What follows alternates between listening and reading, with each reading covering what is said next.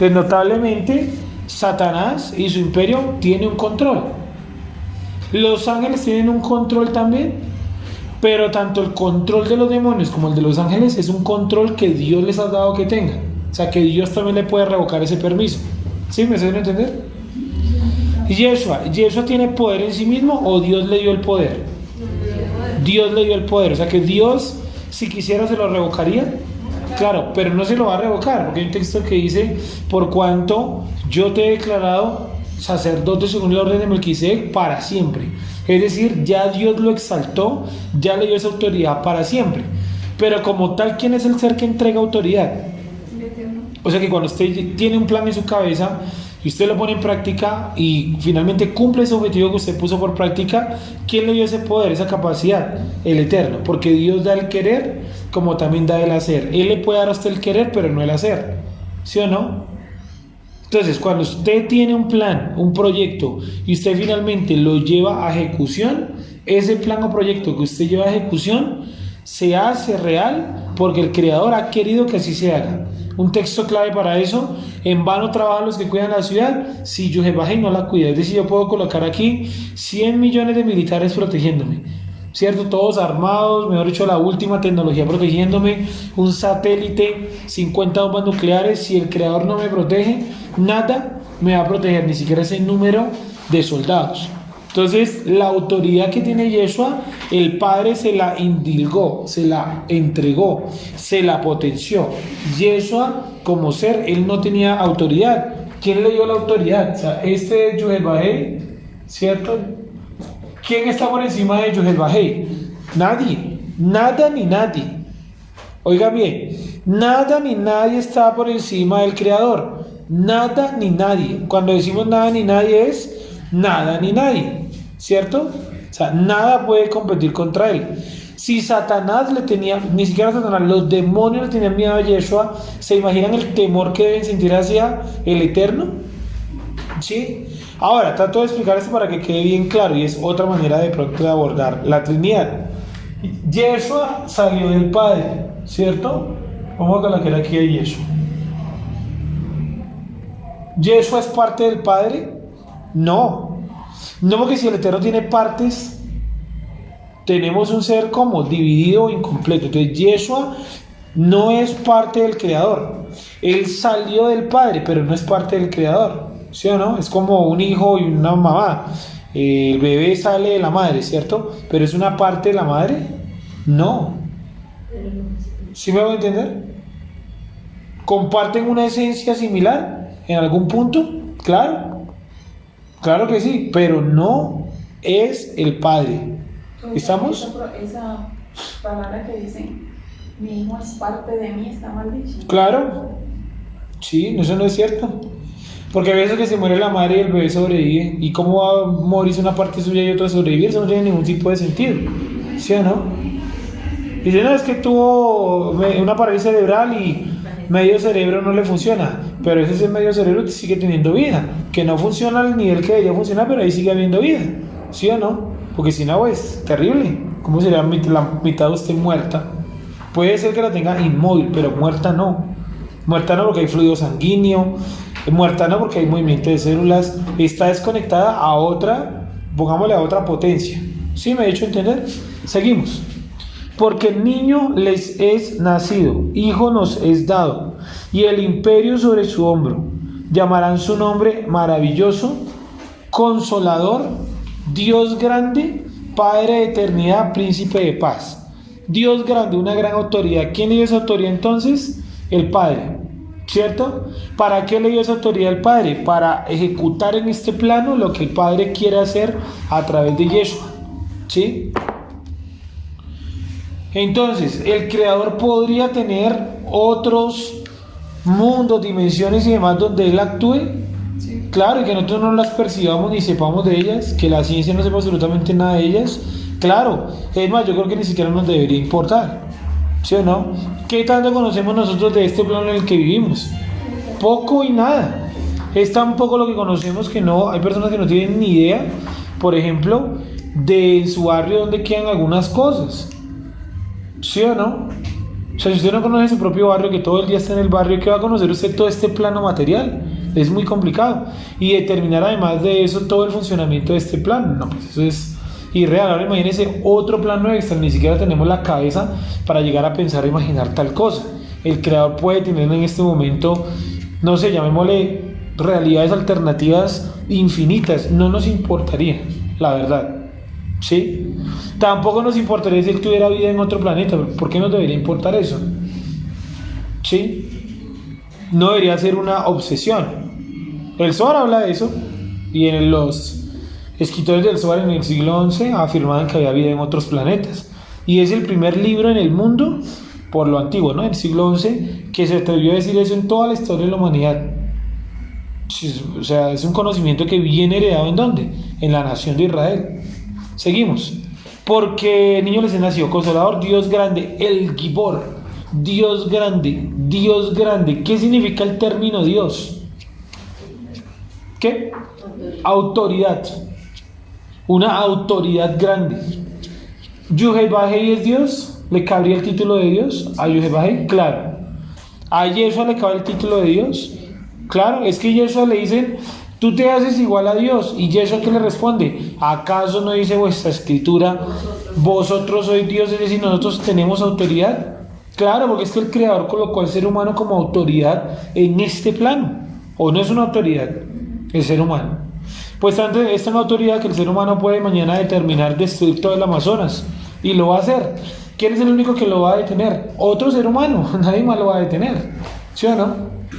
Un animal no lo va a detener.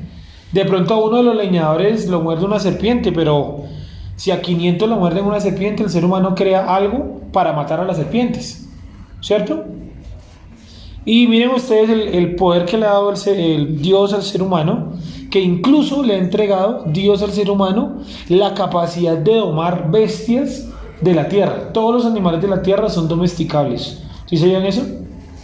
Todos los animales de la tierra son domesticables.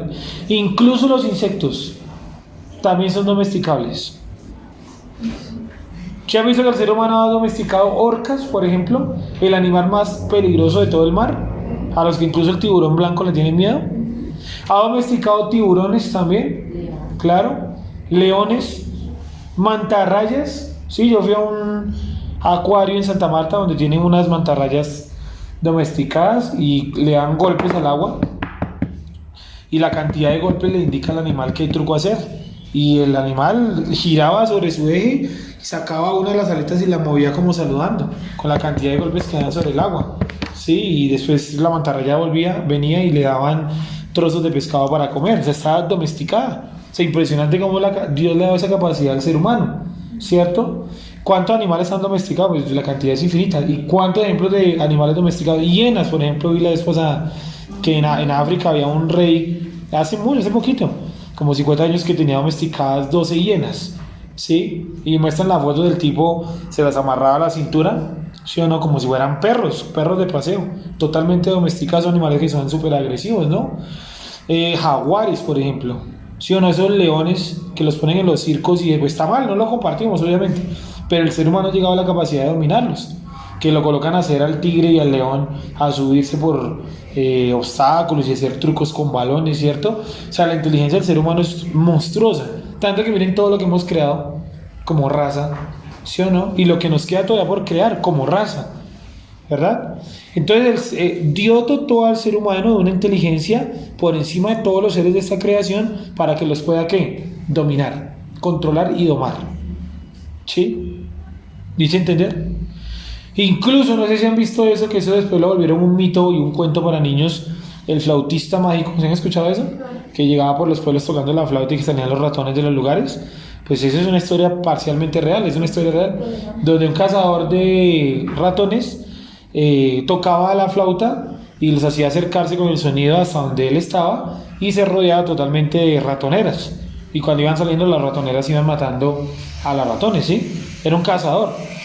Entonces es impresionante. Seguimos. Entonces, que no nos asuste la palabra Dios. Cuando yo digo que Yeshua es Dios, ¿pero qué tiene de misterio? Yo no estoy diciendo que Él sea Yuhei Bajei. Es diferente, ¿sí o no? Sigamos. Padre de eternidad.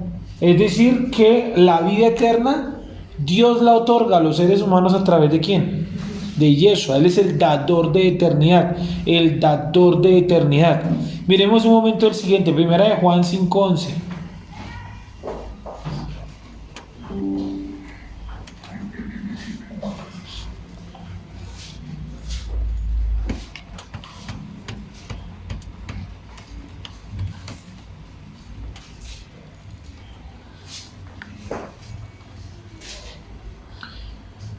Dice, y este es el testimonio.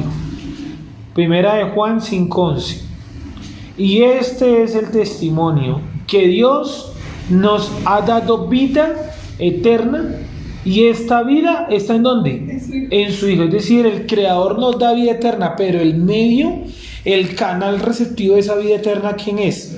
Yeshua. Porque es que si Él nos diese vida eterna de forma directa, sin el intermediario, no cabría en este plano la vida eterna. Hay que limitarla. ¿Cuál es la entrada limitante a este plano? Es Yeshua. Por eso dice en el principio. O sea que primero Dios creó o abrió un principio, y en ese principio empezó su obra creadora. A través de ese principio. ¿Sí? A través de ese principio. Y por eso el texto de Bereshit no arranca con una Aleph, sino con una Bet, ¿cierto? ¿Por qué no arranca con una Aleph y sí con una Bet? Porque si arrancara con una Aleph, nos quedaría el primero de todos metido ¿en dónde? Dentro del acto creativo o dentro de la creación. Inicia con una Bet porque no fue el primero, no fue el supremo. Pongamos de ejemplo que este es Aleph, es Aleph, ¿cierto? ¿Y eso a qué vendría siendo?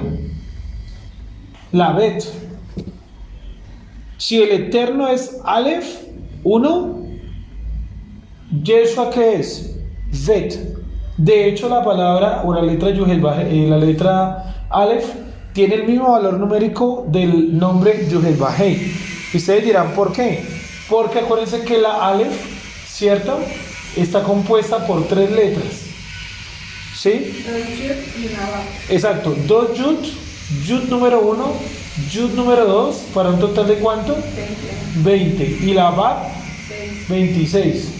26, ese es el valor numérico del nombre Yud He Vahe, ¿cierto? 10, 5 y 5, vamos 20, y 6 de la Vav, 26. Es decir, Aleph y Yud He Vahe tienen el mismo valor numérico. ¿Cuál es? 26. El 1, ¿cierto? La unidad. Por eso dice el libro de Deuteronomio, capítulo número, el Shema, 6. ¿cierto? Nuestro Elohim, 1 es, ¿cierto? 1, o sea, Aleph. ¿Sí me dice entender? Y eso entonces, ¿en qué nivel está? Él no es Aleph, él es Bet. Y la creación arranca ¿cómo? Con Bet. O sea, con Yeshua. O sea, de ahí para allá es un misterio. El Aleph es un misterio. Seguimos. Vamos a otra cita del Nuevo Testamento. Primera de Juan 5:11 fue esa, ¿no? Juan 17:3.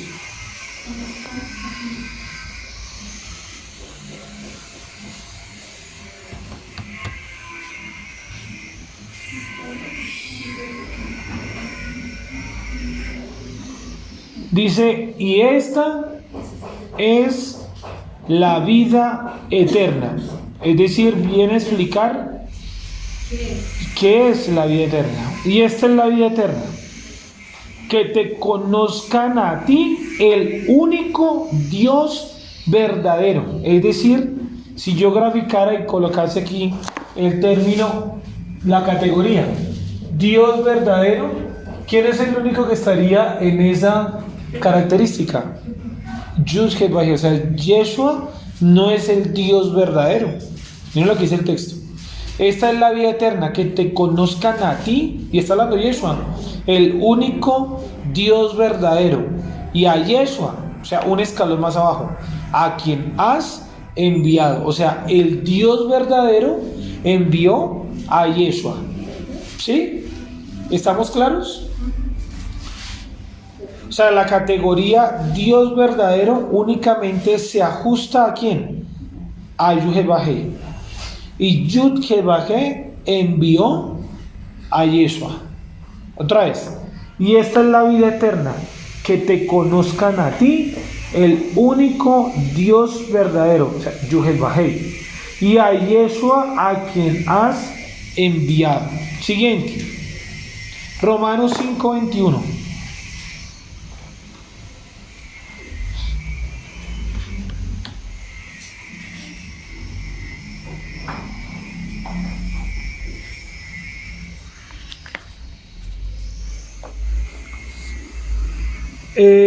Romanos 5:21. ¿Estamos ahí?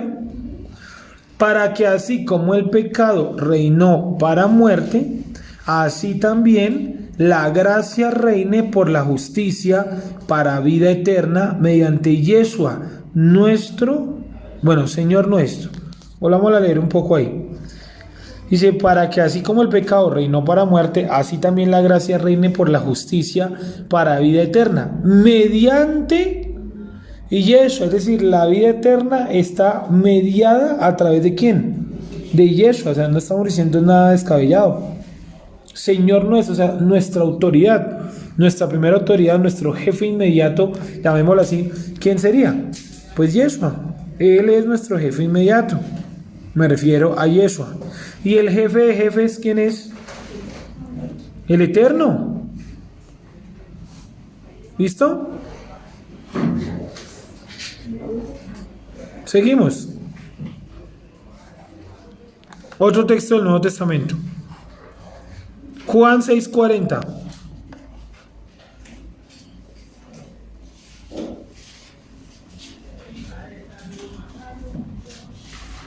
¿Qué les dije? Juan 6:40.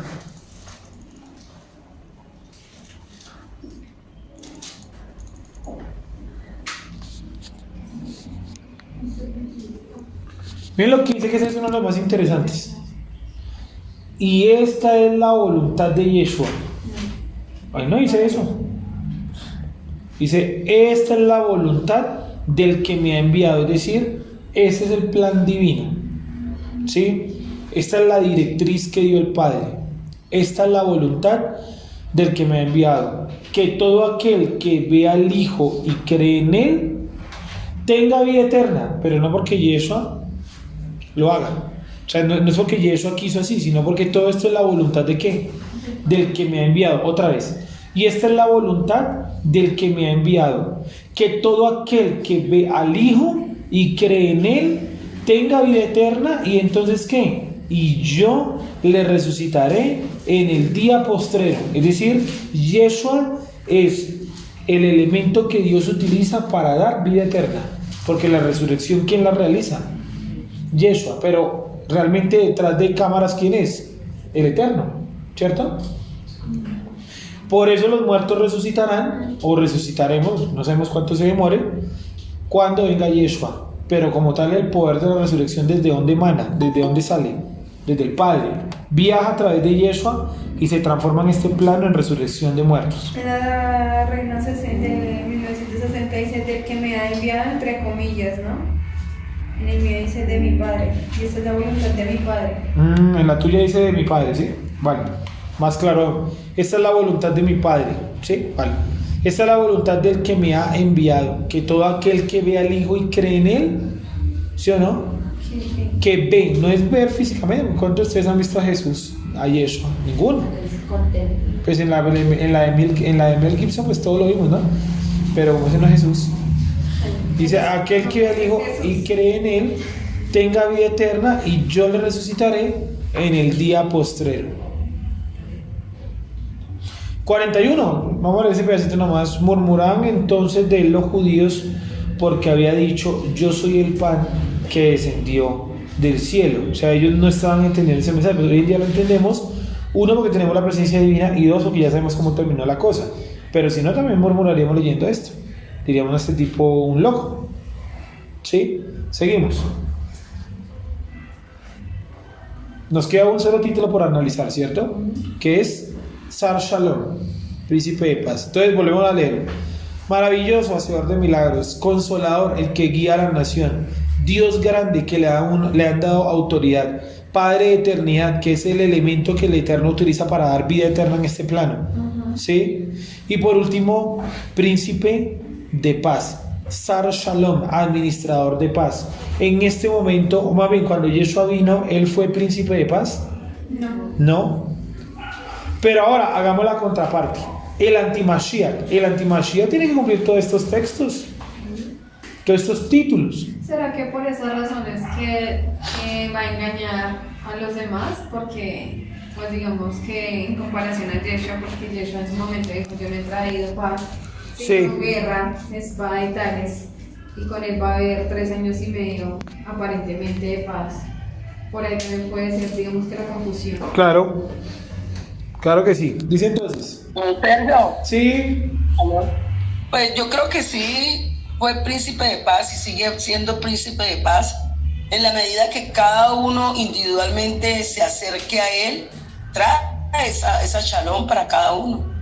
Es en ese sentido, ¿no? Digamos, no una paz general como la traerá en el milenio, ¿cierto? Pero individualmente cuando nos acercamos al Padre a través de él, pues tenemos la oportunidad de recibir esa paz y de vivir esa paz y vida. Vale, te veo un texto que dice, no, acercaos a mí los que estén cansados y tribulados, que yo os haré descansar, o sea, como una paz personal. Pero la paz mundial o general es así, como dice la hermana, estamos todos de acuerdo, vendrá únicamente en la era mesiánica, ¿cierto? El denominado milenio, o Olam Haba, mundo venidero, dime.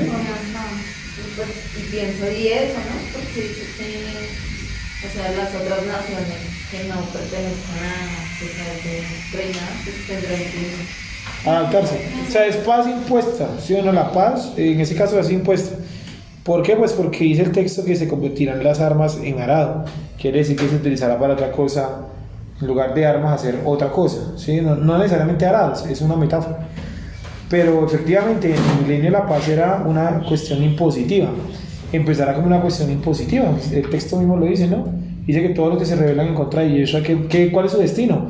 Morir. Y la última gran rebelión, ni siquiera es Yeshua el que los mata. Dice que fuego brotó del cielo y los quemó absolutamente a todos. O sea, notablemente va a haber gente que se va a tratar de rebelar, pero van a ser exterminados por el Creador, ni siquiera por Yeshua directamente. la paz sería para el pueblo de Israel. Exacto, paz para la nación de Israel. Y para los que estén a favor de Yeshua, ¿no? Que no necesariamente es el pueblo de Israel. Porque acuérdate que en Zacarías dice que todas las naciones que vengan a adorar a Jerusalén recibirán la lluvia. Y si hay alimento y paz, seguimos. Entonces, príncipe de paz. Les decía que hiciéramos el comparativo con el antimashiach. Es decir, que el antimashiach va a ser también llamado como maravilloso, consolador, Dios grande, Padre de eternidad y príncipe de paz. ¿Y cómo podría ser Padre de eternidad? No sé si él pueda revivir gente y todo eso. Podría llegar a hacerlo. Y eso lo hizo, ¿no? Elías y Eliseo también. Dice que él viene con obras más grandes nunca antes vistas. ¿Sí? Entonces, notablemente podría llegar a hacer ese tipo de acciones. 7. Sergio, Sí, ¿te escuchamos? pero imagínate entonces si él puede revivir las personas en la Mashiach, o sea que vamos a estar todavía confundidos si estamos de aquí allá vivos, porque el Padre entonces permite eso, ¿cierto? Sí, O sea, el Eterno va a permitir eso. claro. Reviva el antimachía, reviva personas, pues, ahí va a ser oscura la situación. Claro. La gente se va a confundir. Es lo que dice el texto, ¿no? Pues que él va a confundir incluso a los escogidos. O sea, que él no viene con tonterías, más allá de milagros. Como entonces dice, no, a mí un milagro no me impresiona. Es que él no viene solamente con milagros, viene también con enseñanza, ¿no? Consolador. Y ahí es donde se pone más complicada la cuestión, porque con la enseñanza sí lo pueden hacer enredar a uno. Bastante. ¿Sí o no? Seguimos. 7. Lo dilatado de su gobierno y la paz no finalizarán. Sí, está diciendo que la paz va a ser grande y el gobierno va a ser como total. Por eso dice lo dilatado de su gobierno, o sea, lo grande, lo enorme, pues va a ser un gobierno mundial. Que el antimashiach también va a montar un gobierno mundial. ¿Sí? Lo dilatado de su gobierno y la paz no finalizarán. sobre el trono de David y sobre su reino, levantará y confirmará con juicio y con justicia desde ahora y por siempre. Es decir, que su trono, su centro de poder, ¿dónde estará? En donde estaba ubicado David, es decir, en Israel. Y levantará y confirmará con juicio y justicia. ¿Qué es juicio y justicia?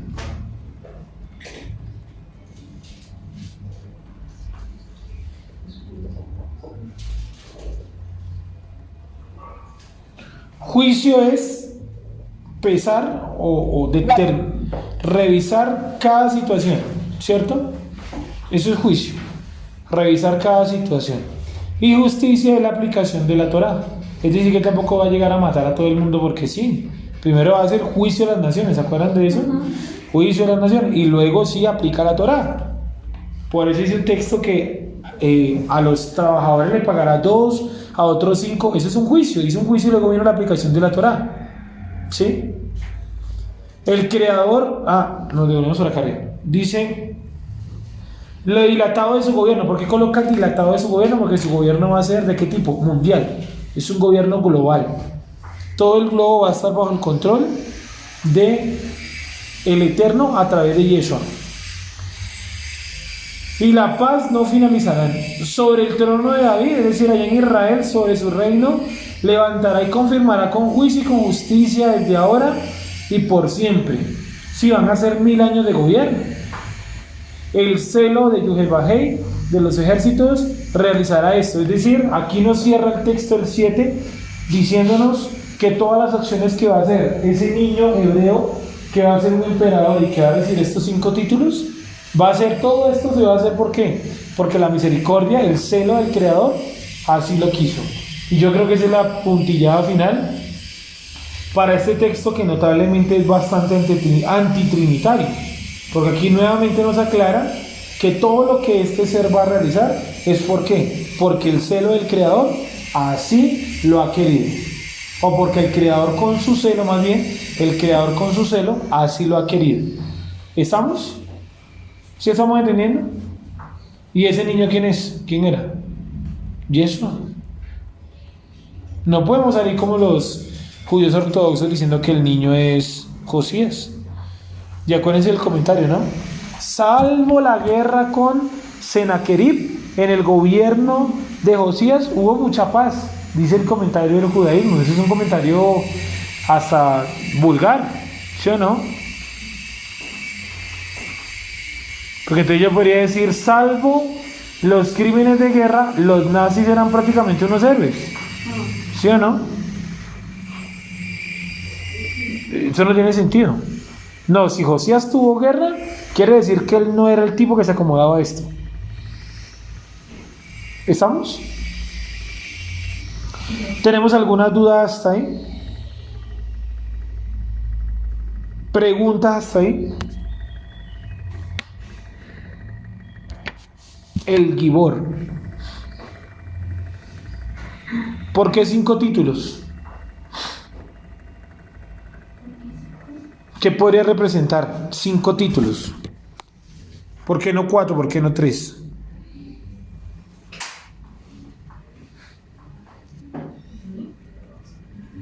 ¿Por qué será?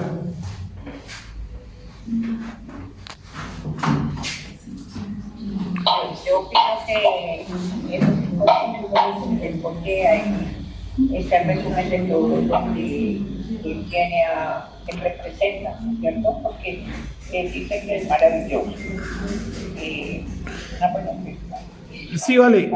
Eso, pues, digamos que lo desarrollamos, ¿cierto? Pero la pregunta sería... No compendio todo lo que él es. Vale, pero la pregunta es más que todo, ¿por qué 5? O sea, ¿por qué no darle 200 títulos o 2 títulos? O sea, ¿por qué puntualmente 5?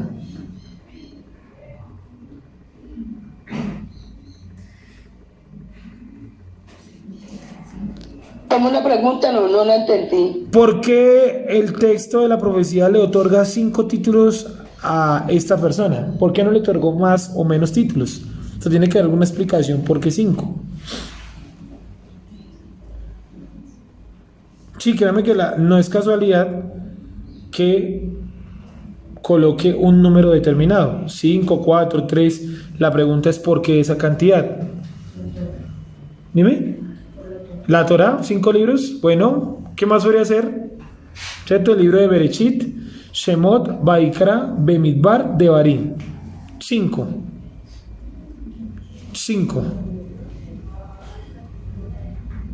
Ahí sí no como en las fiestas, ¿no? La vez pasada les decía eso. Que mucha gente para acomodar la menorá a las fiestas dice que son 7 fiestas. Y eso es mentira, dijimos que son más fiestas, porque el mismo texto nos muestra que son más de 7 fiestas. Recorremos rápidamente las fiestas. Shabbat. ¿Cuál otro? Rojo es. ¿Cuántos rojos son? 2. O 3. Dependiendo del mes, el año. ¿Cuál otro? Vamos en orden. Principio de año será este. Bueno, no la contemos. Digamos que esa no, que es un rojo de, listo, ya quedó metida acá. Vale. Empecemos con las de la primavera. Primera fiesta de la primavera. Pesach. No, Hagigah de Pesach. Luego viene Pesach. Bikurim. Conteo del Omer. Shavuot. Luego vienen las de otoño, que son Yom Teruah, Yom Kippurim, Sukkot y Shemini Atzeret. ¿Sí o no? O sea, un total de 11 fiestas. Sí, no estamos contando las tradicionales. No contemos Hagigah de Pesach, digamos que nos enloquecimos. Pesach, vamos a contar solamente las básicas, las anuales. Pesach, ¿cuál sería la otra? Bikurim, Conteo del Omer, Shavuot, Teruah, Kippurim, Sukkot. Pero nos queda faltando una.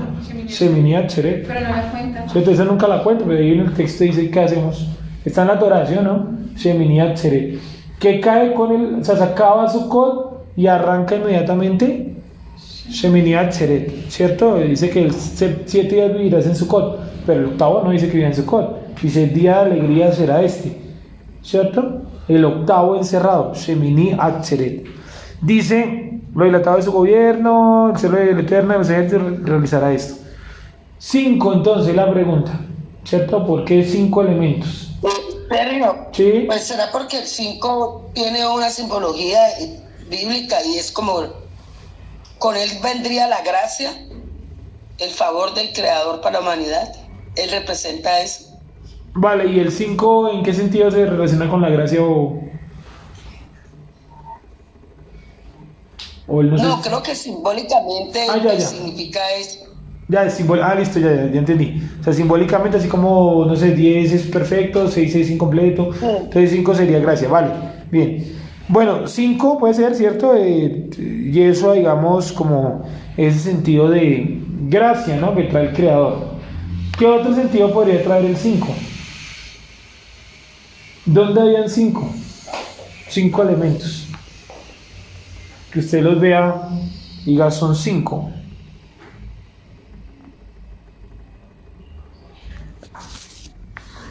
En el tabernáculo hay algo que tenía 5. 5 columnas, ¿no? 5 columnas. ¿Dónde se ubicaban esas 5 columnas? En la entrada de la tienda. A la entrada de la tienda, ¿cierto? 5 columnas. Bueno, ¿alguna pregunta hasta ahí? ¿La G es una puerta? Sí, también significa vida. Ah, sí, es ventana, puerta es het.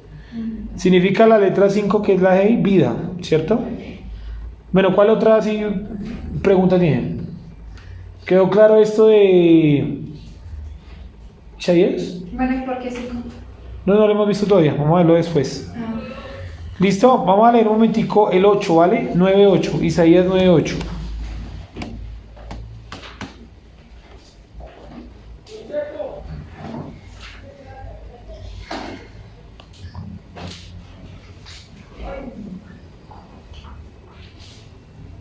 Dice, el Señor envió palabra a Jacob y cayó en Israel.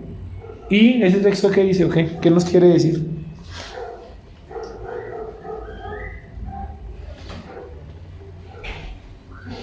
Texto difícil, ¿no?